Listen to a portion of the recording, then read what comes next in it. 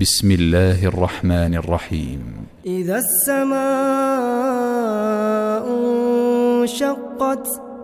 وأذنت لربها وحقت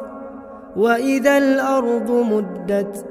وألقت ما فيها وتخلت وأذنت لربها وحقت يا أيها الإنسان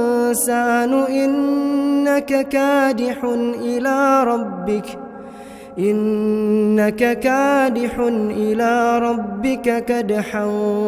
فملاقيه فأما من أوتي كتابه بيمينه فسوف يحاسب حسابا يسيرا وينقلب إلى أهله مسرورا وأما من أوتي كتابه وراء ظهره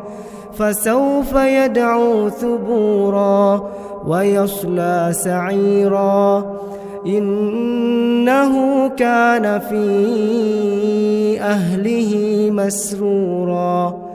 إنه ظن أن لن يحور بلى إن ربه كان به بصيرا فلا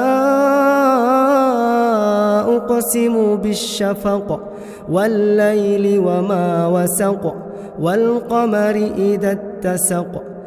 لتركبن طبقا عن طبق فما لهم لا يؤمنون وإذا قرئ عليهم القرآن لا يسجدون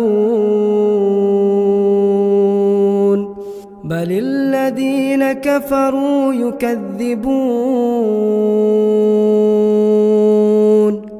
والله أعلم بما يوعون فبشرهم بعذاب أليم إلا الذين آمنوا وعملوا الصالحات لهم أجر غير ممنون.